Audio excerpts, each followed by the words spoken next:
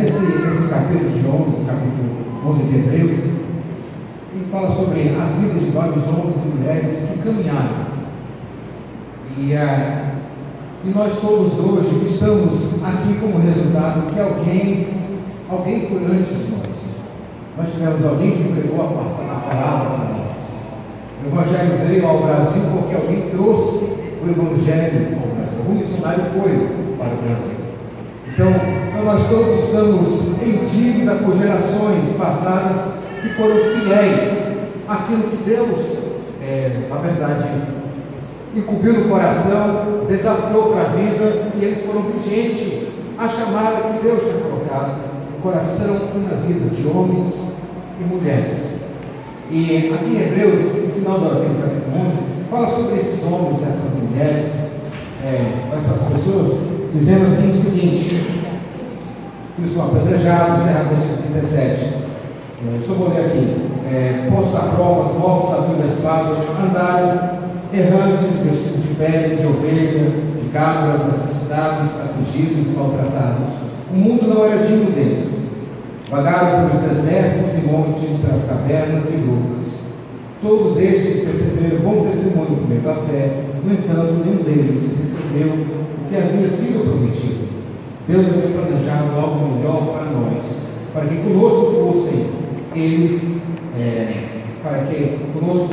aperfeiçoados. Portanto, também nós, uma vez que estamos rodeados de tão grande nuvem de testemunhas, livramos de tudo que nos atrapalha e do pecado que nos envolve, e corramos com a perseverança na corrida que nos é proposta, e temos olhos fitos em Jesus. Mas o caminhar não é tão fácil. Todos nós temos a nossa experiência, nosso viver cristão. E então, dentro desse texto, nós vemos aqui que alguém caminhou antes, alguém vivenciou, alguém provou as dificuldades do ser cristão ou ser obediente aqui. Ser obediente à chamada de Deus, que não viram, na verdade, as promessas serão concretizadas. E nós hoje, que vivemos aqui 2000 anos, mais ou menos, depois da morte e ressurreição de Cristo, nós estamos vivenciando as promessas que vários servos do Senhor só esperavam, só ansiavam para ver um dia esse Messias que iria vir para morrer pelos nossos pecados. Mas eles foram fiéis, mesmo nunca ter visto a promessa. Por isso eu vou trazer uma mensagem que, na verdade, é 4 séries de mensagens baseadas em cima dos patriarcas, na verdade, do Antigo Testamento. Para quem não sabe quem são os patriarcas, vamos dizer, os pais, assim, que Deus chama Abraão, Isaac e Jacó, na verdade, que vai ser os patriarcas de Israel, chamado ali por Deus. Então, tem 2 mensagens de Abraão sobre isso, especificamente da vida dele, algo específico, não é estudos das vidas deles, mas tirando exemplos ali de Abraão, de Isaac e de Jacó. E hoje eu não vou começar cronologicamente por Abraão, eu vou começar por aquilo, na verdade, que se prega menos sobre esses pais ou patriarcas na fé, e é Isaac. E tentar trazer o exemplo da vida de Isaac. Sei que aqui se trata de um homem que viveu há mais de 3.500 anos atrás, um tempinho atrás, mais ou menos, como se faz a contagem, mas vivenciou a promessa e ao mesmo tempo se atrapalhou na sua vida. É um homem que teve a experiência como adolescente em que o pai levou ele ao monte para sacrificar ele. Quem foi esse pai? Foi Abraão, né? Mas aquele momento era só um momento em que Deus claramente parou o sacrifício. Mas Isaac foi um menino que cresceu em um lar em que o pai falava com Deus e Deus falava com seu pai Abraão. Vivenciou as dificuldades e, como eu disse, vivenciou um momento assim, deve ser um momento bem específico na vida dele, o momento em que o pai leva ele para o monte. Isaac era um homem, na verdade, agora, que nós vamos ler aqui em Gênesis, e capítulo 26, do versículo 1 até, na verdade, o versículo 33. E é dentro do contexto em que Abraão já morreu, Isaac já está casado com Rebeca. Foi um casamento arranjado, né? Ele viu a noiva só no dia do casamento, né?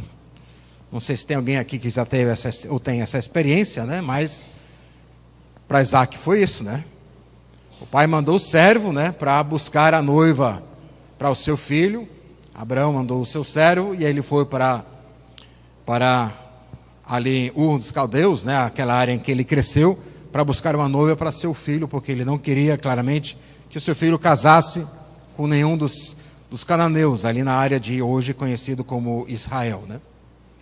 Então aqui nós encontramos Isaac, ele está casado, tem 2 filhos, né? Já tem um problema dentro da família, com Jacó e Esaú, em que Isaac já tem um coração maior a ser o primogênito, que é Esaú, e a mãe Rebeca tem um coração mais pegado a Jacó, tem um problema familiar. Mas isso não é a questão do texto agora. A questão do texto é que eles estão vivendo um momento em que as promessas que Deus ele deu a Abraão, que da descendência de Abraão seria uma bênção para todas as nações, em que a terra em que ele vivia como estrangeiro seria dada claramente para ele, os descendentes dele. Aí vamos ler aqui em Gênesis capítulo 26, a partir do versículo 1, e diz assim: houve fome naquela terra, como tinha acontecido no tempo de Abraão. Por isso Isaac foi para Gerar, onde Abimeleque era o rei dos filisteus.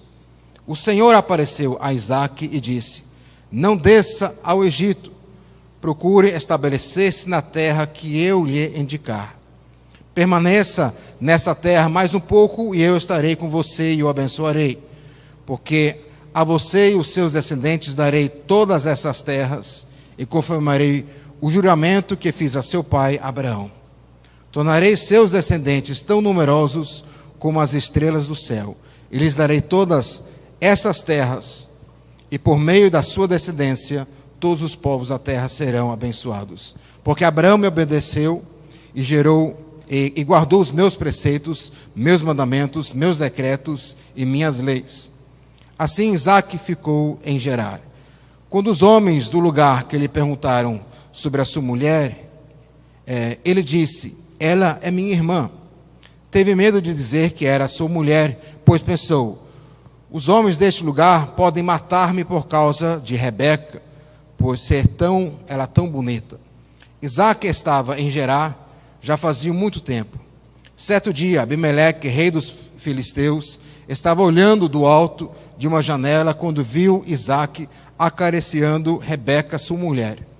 Então Abimeleque chamou Isaac e lhe disse: na verdade, ela é tua mulher. Por que me disseste que era tua irmã? Isaac respondeu: porque pensei que eu poderia ser morto por causa dela. Então disse Abimeleque: tens ideia do que nos fizeste? Qualquer homem bem poderia ter se deitado com a sua mulher e teria trazido culpa sobre nós. Abimeleque advertiu todo o povo, dizendo: quem tocar neste homem ou em sua mulher certamente morrerá. Isaac formou lavoura naquela terra, e no mesmo ano colheu 100 por 1, porque o Senhor o abençoou. O homem enriqueceu e a sua riqueza continuou a aumentar até que ficou riquíssimo. Possuía tantos rebanhos e os servos que os filisteus o invejavam. Estes taparam todos os poços que os servos de Abraão, pai de Isaque, tinham cavado na sua época, enchendo-as de terra. Então Abimeleque pediu a Isaque: sai de nossa terra, pois já és poderoso demais para nós. Por isso Isaque mudou-se de lá, acampou no vale de Gerar e ali se estabeleceu. Isaque reabriu os poços cavados no tempo de seu pai Abraão, os quais os filisteus fecharam depois que Abraão morreu, e deu-lhes os mesmo nome que seu pai lhes tinha dado. Os servos de Isaque cavaram no vale e descobriram um veio de água. Mas os pastores de Gerar discutiram com os pastores de Isaque, dizendo: a água é nossa. Por isso Isaque deu ao poço o nome de Ezeque, porque discutiram por causa dele. Então os servos cavaram outro poço, mas eles também continuaram ou discutiram por causa dele. Por isso o chamou de Sintna. Isaque mudou-se dali e cavou outro poço. Aqui é o terceiro, né? E ninguém discutiu por causa dele. Deu-lhe o nome de Reobote, dizendo: agora o Senhor nos abriu espaço e prosperaremos na terra. Dali Isaque foi para Berseba. Naquela noite o Senhor lhe apareceu e disse: eu sou o Deus de seu pai Abraão. Não temas, porque estou com você. Eu abençoarei e multiplicarei os seus descendentes por amor ao meu servo Abraão. Isaque construiu nesse lugar um altar e invocou o nome do Senhor. Ali armou acampamento e os seus servos cavaram outro poço. Amém. Vamos parar aqui nesse texto. Eu sei que isso aqui é uma vida diferente do que nós, né? A não ser se alguém trabalha cavando poço aqui, né? Mas, e é claramente que não é um poço feito com máquinas, né? Aqui é na mão, ou, é claro, com ferramentas. E tinham que cavar até 200 pés de profundidade. Quando se cava, então, você tem que sempre estar construindo o anel ao redor para que ele não venha, as paredes venham a cair. Então, para fazer um poço não é tão fácil. E o poço ele tem um valor muito, muito alto numa região árida, como é aquela região. Aí você vê como as coisas não era tão fácil para Isaque. Mas você vê aqui que no texto que Isaque era um homem próspero, porque ele tinha herdado já uma prosperidade do seu pai, já tinha muito gado, já tinha muitos animais, já tinha servos, mas houve-se de repente uma seca. Aconteceu algo na vida dele que ele não tinha controle, né? Mas uma seca que trouxe, na verdade, vamos dizer, uma dificuldade e uma provação que trouxe uma tentação. Interessante é que a nossa fé, na verdade, ela vai sempre ser provada e testada, né? A tentação, as provações, elas vêm para todos nós. Em Tiago, capítulo 1, versículo 1 em diante, vamos aí para o Novo Testamento, vamos ler do versículo 2.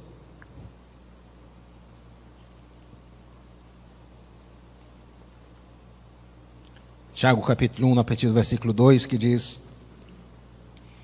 meus irmãos, considero motivo de grande alegria o fato de passarem por diversas provações, pois vocês sabem que a prova da sua fé produz perseverança, e a perseverança deve ter ação completa, a fim de que vocês sejam maduros, íntegros e sem lhes faltar coisa alguma.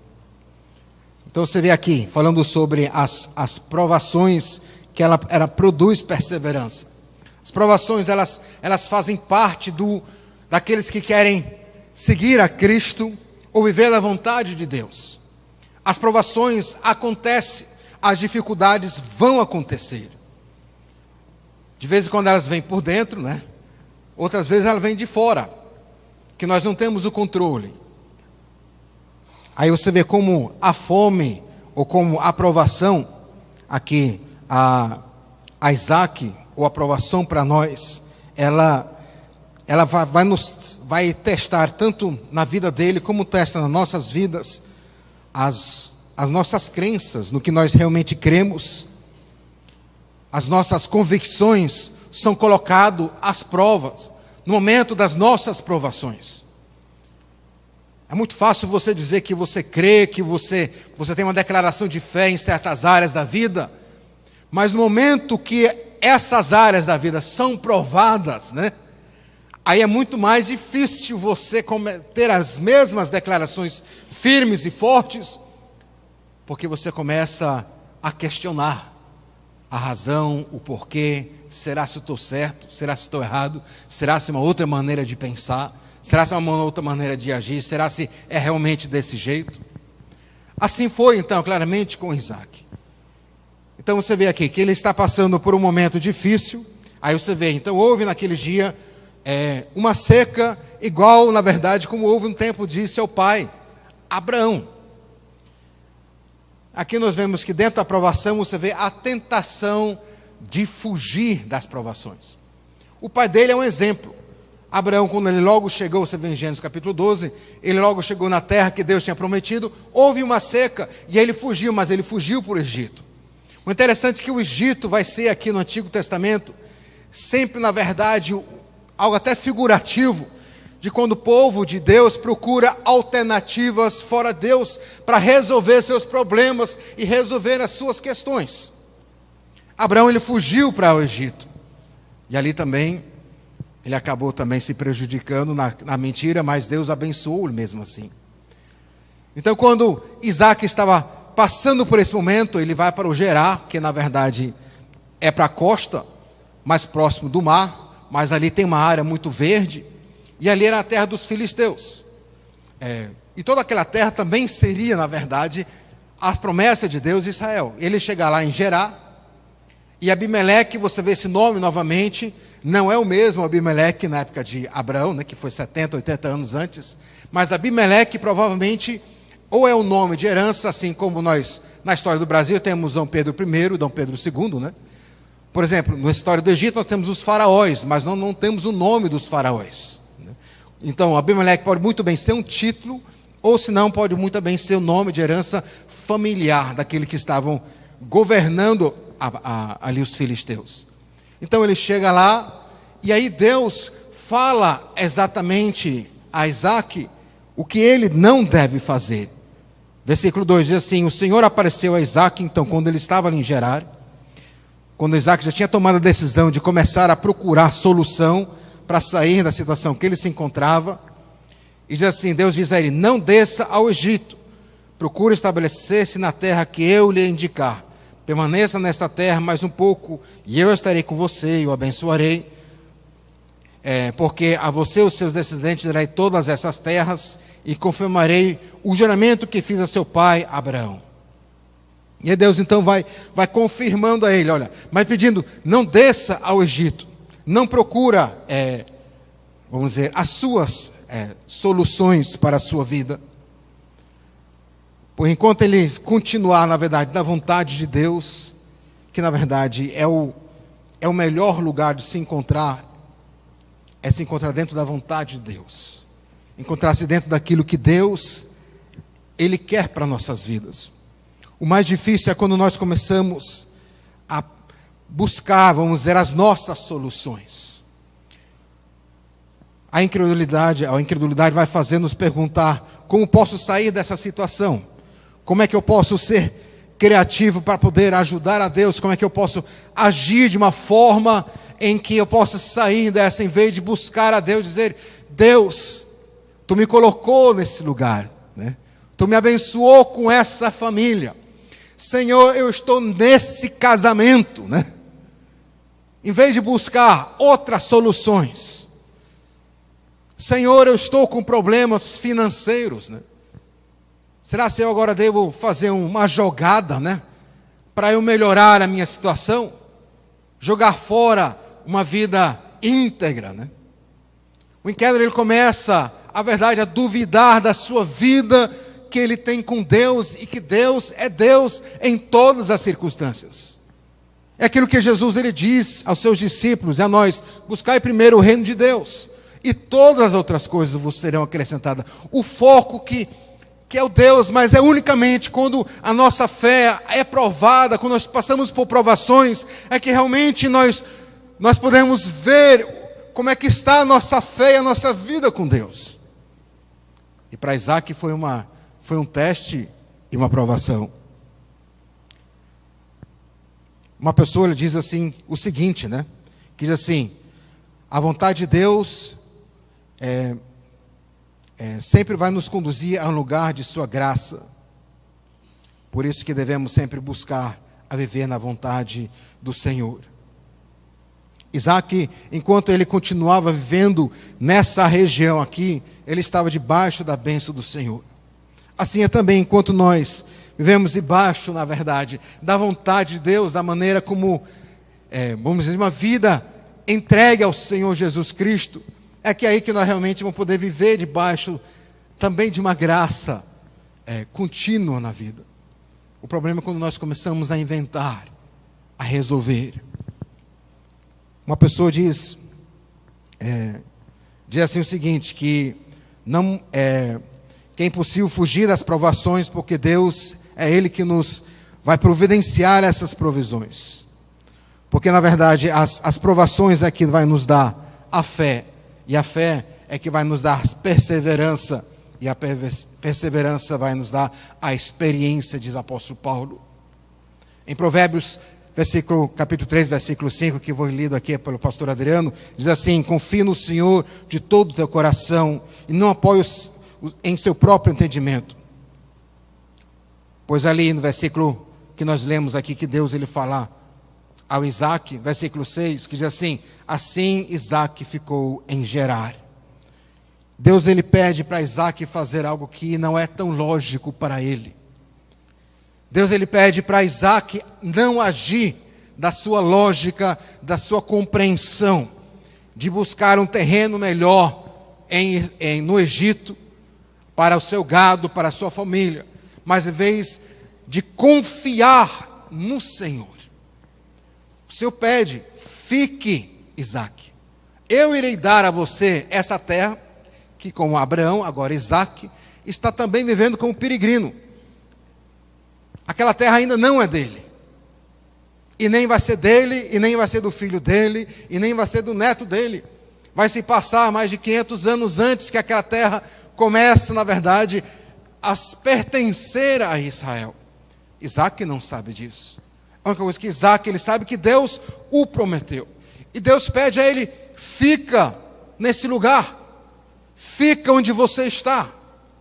Não segue a sua inteligência, a sua lógica, do que o mundo diz, do certo, do que é errado. Siga a minha vontade. Eu sei que isso é muitas vezes difícil. Porque eu sei que não é que Deus não é lógico, mas muitas vezes Ele nos desafia na nossa lógica para nos abalar, para que nós venhamos a confiar em uma vida dependente nele. Assim como o apóstolo Paulo ele diz ali em Colossenses capítulo 2, e versículo 6, que diz assim: portanto, assim como vocês receberam Cristo, Jesus o Senhor, continuem a viver nele. Entramos pela graça e vivemos na graça, na dependência do Senhor. Em uma vida que não depende, na verdade, dos meus feitos, do que eu consigo fazer, do que eu posso fazer. Então você vê, Isaac, ele ficou. Foi tentado a fugir, como todos nós podemos sentir a tentação quando vem a provação de fugir. Aí vem o segundo ponto. Ele foi tentado, na verdade, de mentir, quando as coisas se tornou ainda mais pessoal, né? Você vê aqui no versículo 7 em diante, que ele estava ali, como nós lemos, e aí vem os filisteus perguntando: e aí? Essa mulher, essa Rebeca, quem é essa mulher? Aí disse: é minha irmã, né? É minha irmã.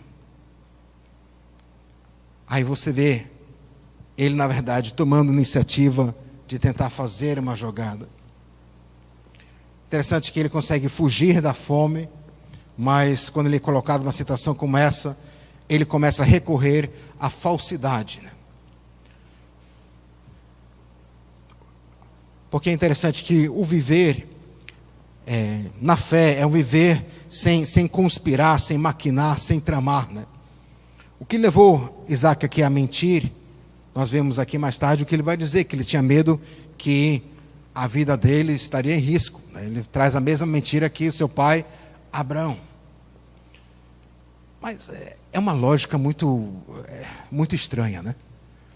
Porque veja o que ele faz. Para salvar a sua pele, ele coloca a esposa dele em perigo, né? Dizendo: não, é minha irmã, né? Qualquer coisa poderia acontecer com ela. Então, em vez de dizer: não, é minha esposa, e sendo esposa, ela estava guardada claramente a ele. Mas não, eles põem como irmã. Que homem é esse, né? Que empurra a mulher ali do lado, ou na frente, e diz: olha, pelo menos eu me escapo. Se acontecer alguma coisa, né? Isso aqui é interessante, que essas coisas você encontra na Bíblia. Sabe por quê? Porque mostra como a Escritura é divinamente inspirada pelo Senhor. Porque se fosse escrito por homens unicamente, querendo escrever sobre os heróis da fé, essas coisas meio vergonhosas não estariam ali. Estariam ali só como homens vitoriosos, que fizeram as coisas certas, ficaram bem assim, mas sempre fizeram as decisões certas. Mas enquanto aqui na palavra, nós encontramos o caráter do pecado humano. Aqui um homem covarde, como Isaac. Deus tinha prometido a ele a terra, Deus tinha prometido a ele os filhos como herdeiro. E porque ele agora, dentro daquela situação, de repente recorre a mentir. Quando ele recorreu, na verdade, a confiar, porque ele ficou na terra dos filisteus, confiando que o Senhor iria dar a ele o que ele precisava. Mostrando como a fragilidade de Isaac e a fragilidade de todos nós. A questão de mentir, ela fica muito próxima a todos nós. O recorrer à mentira faz parte do homem.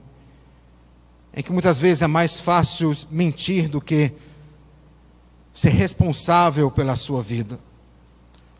Um homem, ele disse assim, um poeta inglês, ele escreve o seguinte, que diz assim: a verdade é o alicerce de todo o conhecimento e a argamassa de toda a sociedade.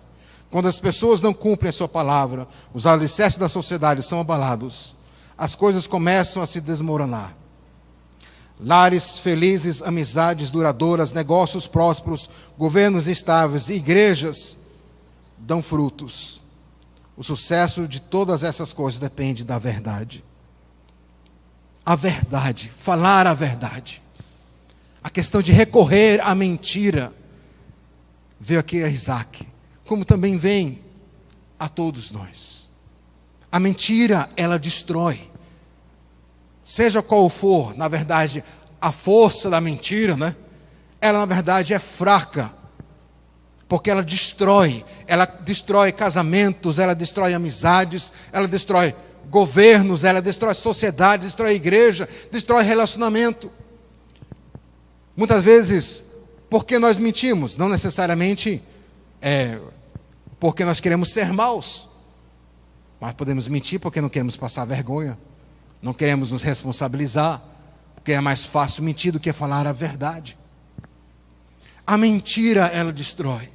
E o que Isaac, ele faz é mentir. Aí você vê a vergonha que ele passa mais tarde, e não somente ele, mas primeiramente, vamos dizer, a chamada, o Deus que ele tem. Isaac está sendo envergonhado através de que o rei Abimeleque está ali, olhando pela janela, e de repente ele vê ali Isaac acariciando a sua irmã Rebeca, né? Diz, não, isso aí não é irmã, isso é esposa, né? Aí como lemos tempos. Aí ele vai confrontar Isaac. Aí você vê um rei ímpio, que tem um outro Deus, confronta Isaac, que foi chamado por Deus. Por que você mentiu? Por que você mentiu? Você vê como são as coisas. Infelizmente, são coisas que acontecem ainda hoje, em que o ímpio, ele pega o crente nas coisas incertas e duvidosas e feias. Isaac tem a sua desculpa de dizer, não, mas é porque eu pensei que eu ia morrer, né? Mas que desculpa é essa? Quer que a esposa seja estuprada, então, ou levada por outros homens, por sendo irmã, ou uma razão ou outra? Você não tem coragem de assumir a paternidade, ser o homem da casa, né? Com a resposta de Isaac, na verdade, é mais vergonhoso ainda, né? Mas você vê como a situação, Isaac aqui, ele passa, quando o incrédulo, ele começa a colocar, na verdade, publicamente, expor ele o que foi falado, e aqui também o que foi dito.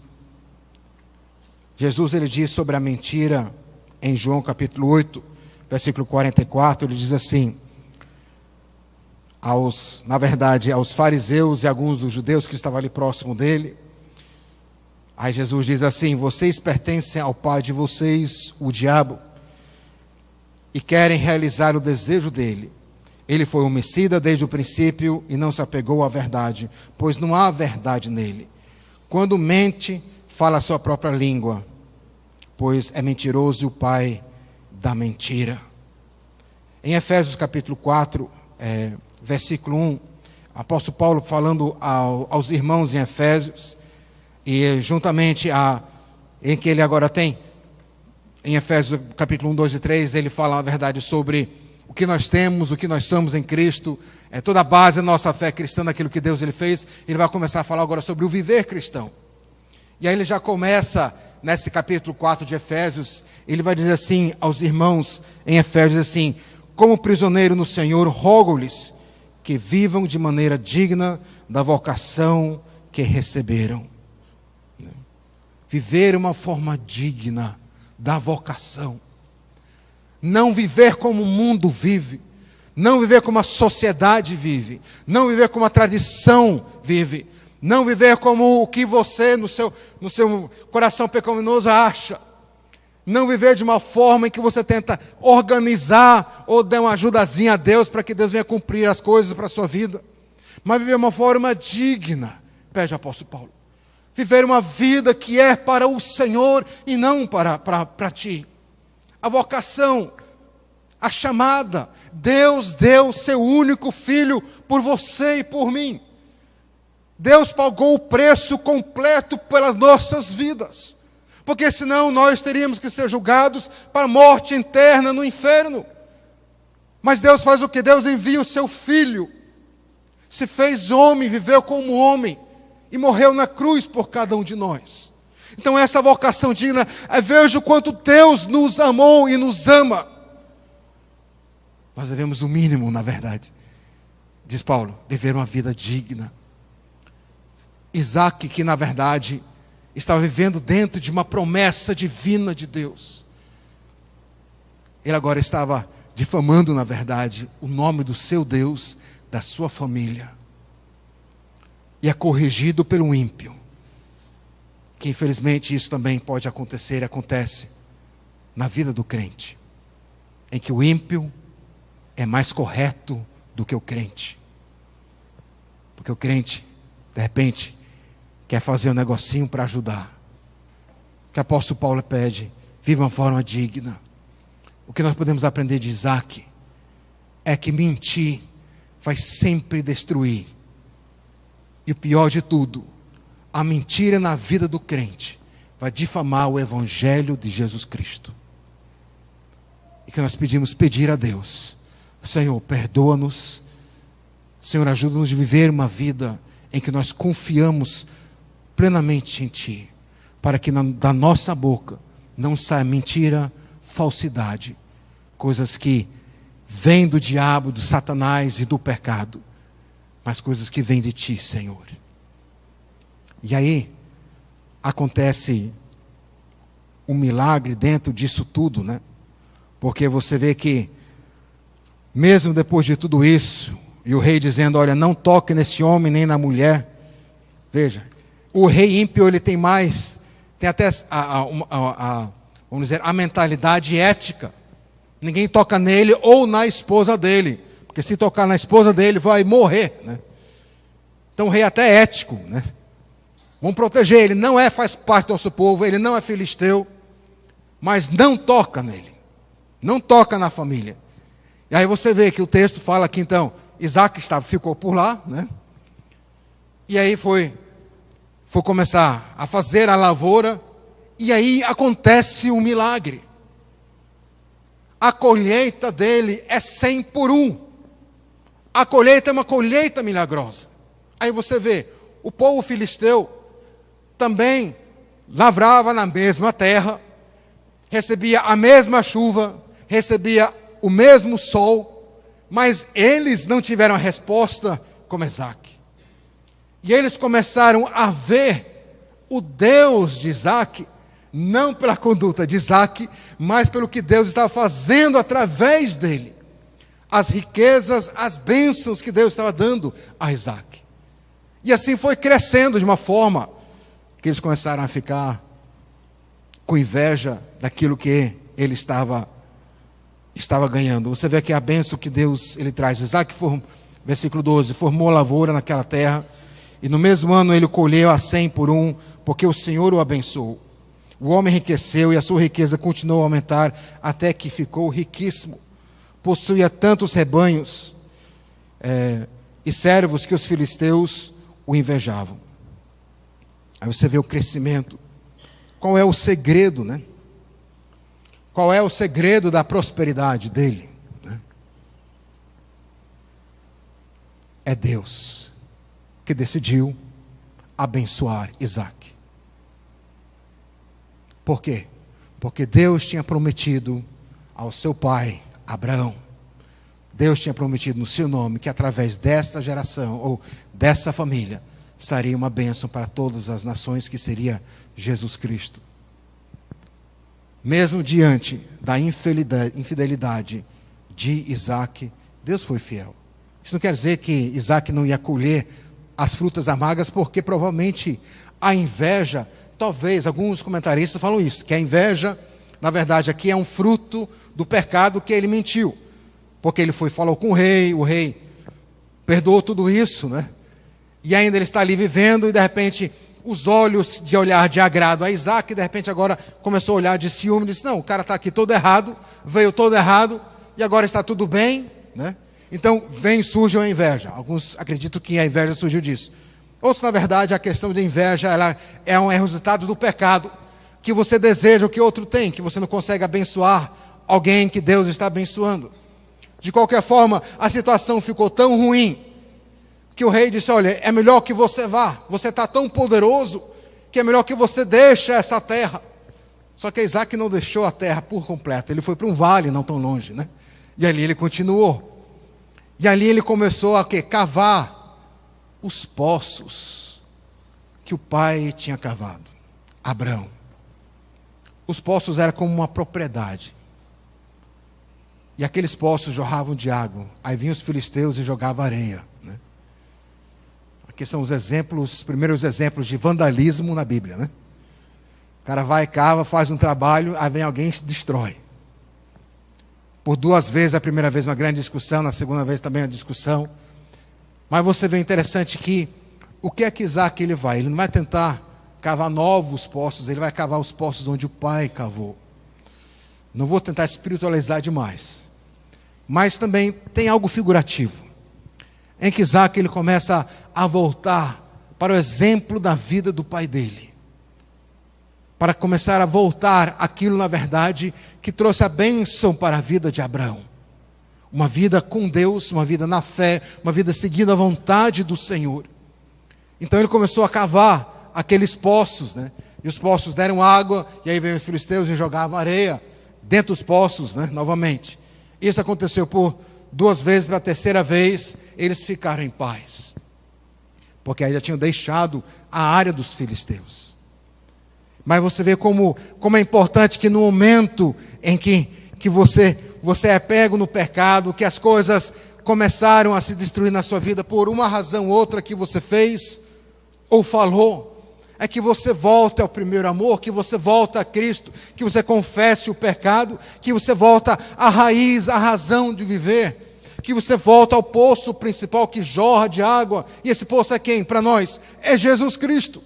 Ele é a fonte do nosso viver, Ele é a fonte que nos traz a alegria, o prazer, a expectativa do viver. Os outros poços que a gente faz na vida, vamos dizer, que a gente tenta cavar para fazer a nossa vida, eles secam. Mas o poço que é Jesus Cristo, de água viva, Ele é o único. A prosperidade de Isaac, uma prosperidade que Deus lhe deu. É claro que nós não vamos interpretar como uma prosperidade que o crente ele tem que ser rico, não. Por isso que os judeus, até hoje, os judeus eles dizem, um bom judeu é um homem rico, né? Porque eles pegam no Antigo Testamento, veem que todos os homens assim, ou grande parte, não todos, né? Na verdade, Deus abençoou. Mas as bênçãos que Deus ele dava a esses homens não era para eles, era para o reino, era para a próxima geração, era para Israel, aquilo que seria. Né? O foco não era Isaac, o foco era o que Deus queria fazer através de Isaac. Porque quando Isaac morresse, ele não levava nenhuma riqueza. A nossa ideia da prosperidade, do mundo materialista, que sempre existiu o mundo materialista, mas hoje é uma filosofia materialista, né? A mentalidade americana, a mentalidade moderna, a questão que você tem que fazer a sua vida, e quando você pode mostrar o que você fez, é que isso tem valor. Não tem nada a ver, porque tudo que nós temos, tudo que nós fazemos é pela graça e misericórdia de Deus. Porque a saúde nós podemos guardar, tentar, como o pastor Adriano disse, fazer a nossa parte, mas de repente surge o câncer, de repente surgem outras coisas. Nós não temos como garantir o amanhã. Você está aí cuidando das suas coisas, de repente acontece um acidente de carro. A nossa vida, quando está na mão do Senhor, está na mão do Senhor. Não confia nas coisas que você tem, mas confia no Senhor. Isaac começou a aprender a confiar naquilo que era do Senhor, caminhar naquilo que Deus tinha feito através na vida de seu pai, e agora também prometido a ele. Em Salmo 84, versículo 5, diz assim: quão são felizes os que em ti encontram força, e os que são peregrinos de coração. Ao passarem pelo vale de Baca, fazem dele um lugar de fontes. As chuvas de outono também enche de cisternas. Como são felizes os que em ti encontram a força e que são peregrinos de coração. Diz o salmista aqui em versículo 5, Salmo 84. Peregrinos. O meu lar não é esse mundo aqui. Peregrinos é que nós estamos de passagem. Compreendemos e entendemos que o nosso lar, o nosso futuro é no céu com o Senhor. E como é feliz aqueles que em ti encontram força. A razão de viver é o Senhor Jesus Cristo. Para Isaac foi isso que foi trazendo, porque o que eles estavam fazendo com Isaac poderia muito bem levantar armas e proteger. Até alguns dizem que Isaac era meio mole, né, já que ele não foi guerrear contra esses homens. Mas você vê que um atrás do outro Isaac, ele foi se retirando, não procurando conflito. Porque ele queria que o Senhor era aquele que iria resolver esses conflitos. Porque não era o momento de Israel, ou Isaac aqui, tomar a terra para si como posse. Deus iria dar essa terra no momento dele. Então Isaac teve força de recuar dos conflitos. Você tem força de recuar de conflitos? Alguém vai na tua cara e aí? Vamos lá, né? Sei que o brasileiro é meio quente, né? Não tem nada errado nisso, não. Mas você vê como Isaac, ele começa a se recuar. E o resultado disso, você vê no versículo mais tarde, em que o rei, que nós não lemos, mas você pode ler isso em casa, versículo 26 em diante, é que o rei Abimeleque chega juntamente com o seu general e o seu conselheiro, procura Isaac. Isaac diz: o que você quer aqui, né? Você nem me quer nas suas terras, né? Aí o rei disse: não, a gente quer fazer um acordo de paz. Nós queremos que você não venha nos prejudicar como nós não viemos a prejudicar você, né? Que foi mentira, né? Porque tentaram prejudicar, né? Mas em tudo isso você vê que Abimeleque procurou Isaac. Então chegou o momento que ele estava agora colhendo os frutos que Deus ele dava. Um pacificador para a geração futura que iria vir depois de Isaac. Então aquilo que Isaac estava fazendo era a vontade de Deus na vida dele. Mas ele só pôde recuar nos conflitos porque Deus estava presente no coração dele. Porque como cidadão ele podia muito bem entrar em guerra por causa do que ele estava fazendo com os poços. Porque ali era a vida para o gado e a família. Então era como um terrorismo, é um vandalismo, quando alguém tenta ou tentava fazer isso. Mas em vez disso, ele recua, mostrando também o seguinte, que não importa o quanto Isaac então ele viajasse, o inimigo ia sempre atrás dele, tentando, na verdade, destruir a vida dele cada vez mais. Mas que ele ali, cavando nos poços, ele viu, na verdade, seguindo a vontade de Deus e seguindo ali, cavando nos poços que o seu pai, Abraão, tinha aberto, e agora ele reabriu. Ele foi descobrindo a vida que ele deve ter no seu Deus, o pai de Abraão, com reflexo para nossas vidas. Eu vou estar agora encerrando, vou ler só alguns versículos aqui de 1 Pedro. Mas a minha intenção, minha chamada nesses textos que nós lemos hoje aqui sobre a vida de Isaac, é que nós passamos por provações na vida. Nós passamos por momentos em que você tem uma escolha. De ou você é ético, moral, correto, ou você mentir e fazer as coisas de um jeitinho ou outro para ajudar. Deus é santo. Seja também nós santos. Deus é um Deus que conhece todas as coisas. No momento em que você faz as coisas de meio jeito, Ele prejudica a sua vida espiritual. Então seja correto, viva o Evangelho, vamos dizer, digno a chamada que nós todos fomos chamados, a vocação que nós fomos chamados. Viva uma vida digna à vocação, viva uma vida digna ao Evangelho, a Jesus Cristo. Aí o apóstolo Pedro vai falar sobre exatamente essa vida, essa fé provada. Ele vai falar sobre o que nós temos, as promessas que nós temos em Cristo Jesus, quão maravilhosos são. E a nossa expectativa tem que ser essa. Nós somos chamados para algo maravilhoso. Então vamos ler 1 Pedro capítulo 1, versículo 3.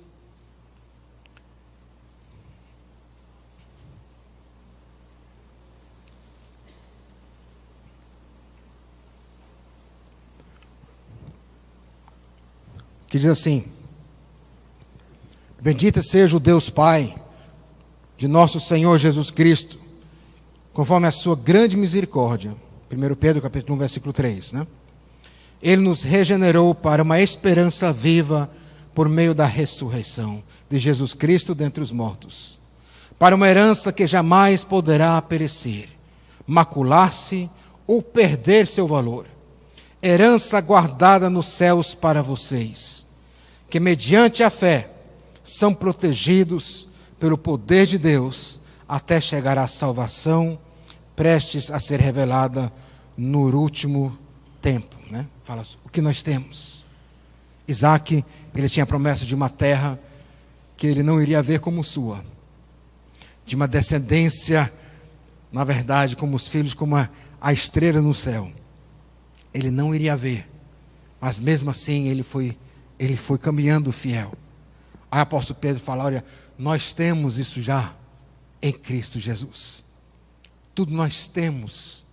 Por isso que nós, por causa de tudo isso, uma herança que não pode macular-se ou perder seu valor.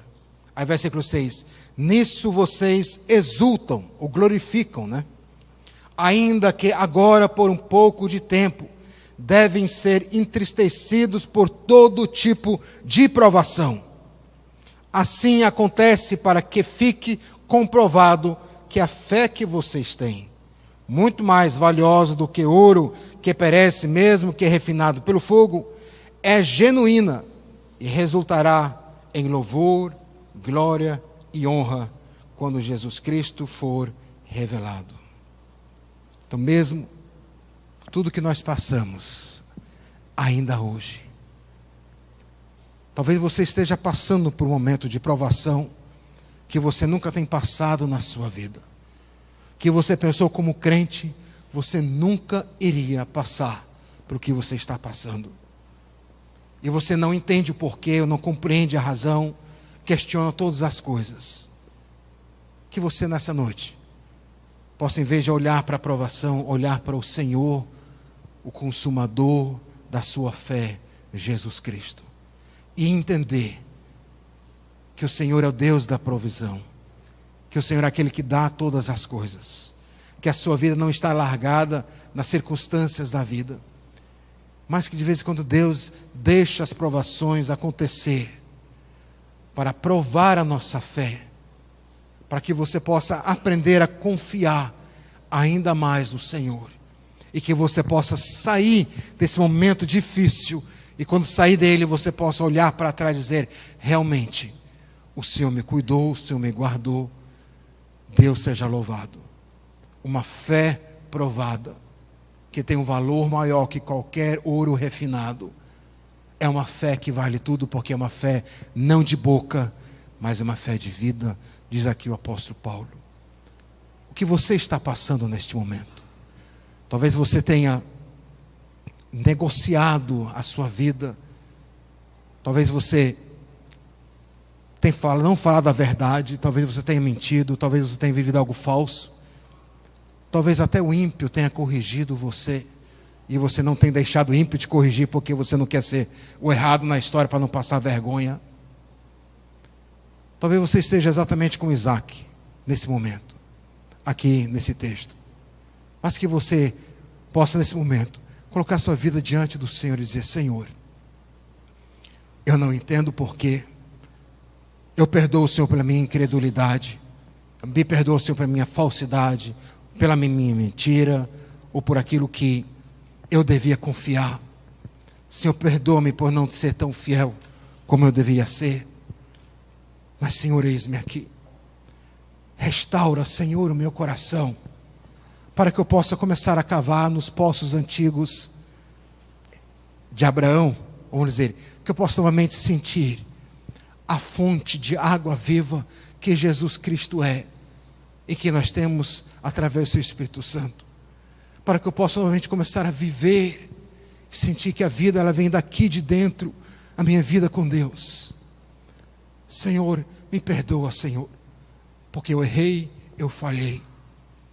A forma de você poder restaurar essas coisas que possam ter chegado na sua vida, a única forma é você se humilhar, falar a verdade sobre a sua vida com Deus. Porque até nisso nós temos dificuldade de vez em quando.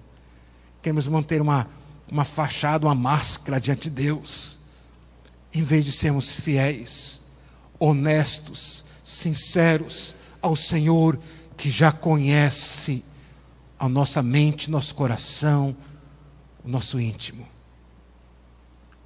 Aí você talvez pergunta: por que não sinto mais o fervor? Talvez exatamente isso. Você comprometeu a sua fé, mentira, falsidade, pecados e assim por diante, a lista vai ficando grande. Mas saiba que em Jesus Cristo, se confessarmos nossos pecados, Ele é fiel e justo para nos perdoar e nos purificar de toda injustiça. Esse é o Senhor em que nós iremos ceiar agora, daqui a pouquinho. É o Senhor que está aqui nesse momento, nessa noite. É o Senhor que quer mostrar para você que a sua vida é mais que o seu emprego, a sua casa, seu carro, as suas coisas. A sua vida é Jesus Cristo. Você foi comprado com o sangue de Jesus para uma nova vida. Vamos orar nesse momento. Pode baixar a sua cabeça onde você está sentado mesmo. Você coloca a sua vida diante do Senhor e fala com o Senhor daquilo que o Senhor já está falando ao teu coração. Amado Pai, te damos graça nesse momento, Senhor, pelo teu amor, pelo teu perdão que tu concede a cada um de nós, Senhor. Senhor, diante das nossas vidas, do nosso viver, Senhor, das nossas falhas, Senhor, tu vem e fala aos nossos corações, tu confronta nossas vidas, porque tu nos amas, Senhor. Queremos nesse momento, Senhor, pedir perdão, Senhor. Queremos nesse momento, Senhor, pedir, Senhor, que tu venha restaurar, Senhor, aquilo que eu destruí, o que o mundo destruiu, o que a vida tem destruído, Senhor, porque eu deixei o pecado entrar, Senhor. Senhor, que tu venha, Senhor, nesse momento, Senhor, tirar, Senhor, aquilo que não agrada, Senhor, na minha vida, Senhor.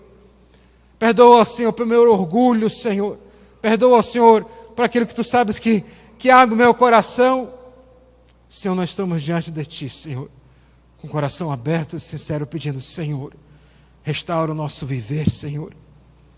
Ajuda-nos, Senhor, de viver uma vida fiel a ti, Senhor. A obedecer a ti mesmo quando a lógica diz não.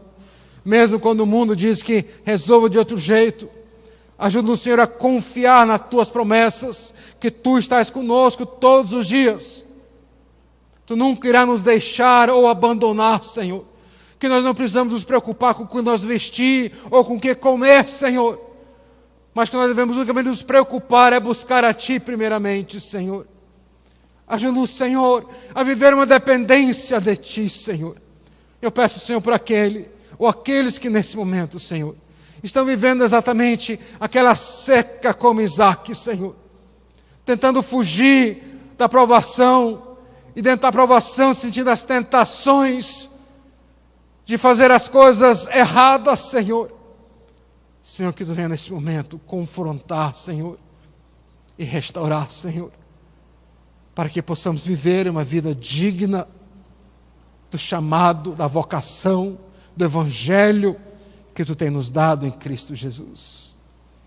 Peço, Senhor, para aqueles que estão nesse momento, Senhor, sentindo a batalha no seu coração, porque é algo que não está certo, nós viemos a confessar, que nós viemos a ser sincero a Ti, falar a verdade sobre a vida, para que Tu possa vir e restaurar aquilo que está de errado. Assim Te pedimos, em nome do Senhor Jesus Cristo, e Te louvamos, Senhor, porque em Ti há perdão, em Ti há nova vida, em nome do Senhor Jesus. Amém. Aleluia. Glória a Deus.